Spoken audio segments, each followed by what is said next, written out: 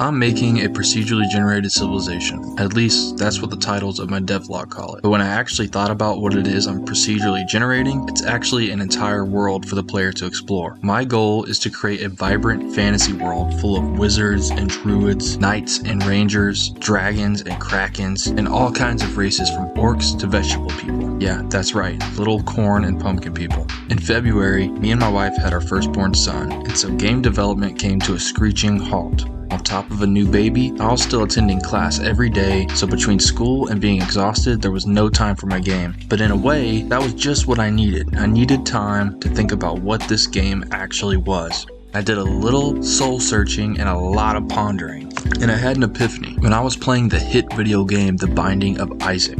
I like playing fun video games. Shocker. I like moving my character around and shooting or punching enemies. I like exploring new areas and getting loot, so I knew then and there that if my game was to be fun, I would need those things. So I switched back to my original graphics from my first video, which had all the necessary animations for fighting and running, etc. It was time to make my dreams come true. In the evenings, I would attempt to add one thing to my game. I did that for a while, and it's a good system. You can really see the progress as time goes by. So let's get into what I did. Day 1, I added randomized looks to my NPCs, so they all weren't naked and ugly. The race and clothing, as well as hair, is randomly generated. It's not perfect yet, but it's something. Day 2, I created a pathfinding system using A-star pathfinding. It worked great, and I used it to make the NPCs go fishing. Day 3, for reasons I can't understand, the A-star completely broke. I troubleshot this all day and night, and I was very upset.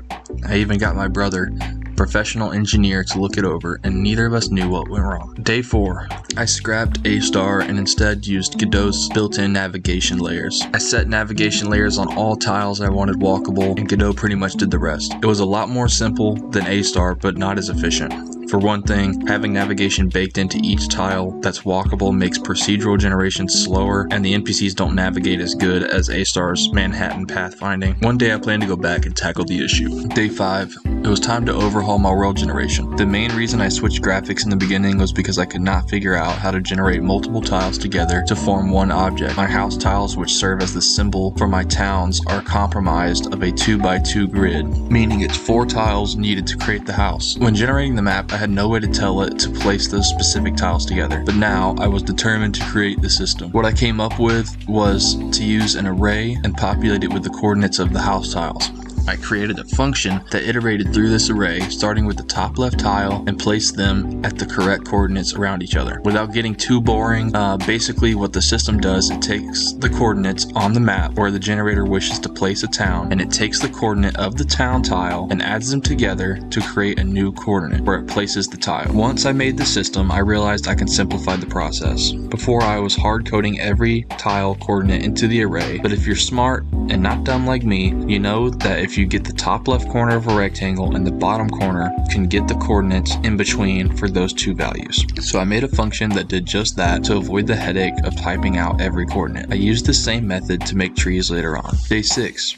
My overworld was looking great, but now I needed a way for the player to traverse this world in a real world scale. Each tile on the tile map was a small 4x4 tile that just represents a region of the world. The player needed an environment to move around in that actually mirrored the overworld tile. So I came up with what I think is my best idea yet. Seriously, I was so proud of this. What we do is take each tile in the overworld and generate a terrain map. If the tile has a little pixel tree, then we give it the terrain ID of a forest. If it's an empty green tile, then it becomes a plain, and for the towns, we'll get to the towns in a minute. Once each tile in the map was categorized to a terrain, I created several scenes that would serve as the player's play environment. The scene's terrain generator would take the coordinate that we were at on the overworld and procedurally generate the terrain of that tile. So a 4x4 tiny tile now becomes 143 by 83, which is the size of the minimized window screen. The sprites I'm working with are 8x8, so on their scale, the area to explore is now huge. And that's just one tile on the map. You could have a small map and yet the world would still be massive.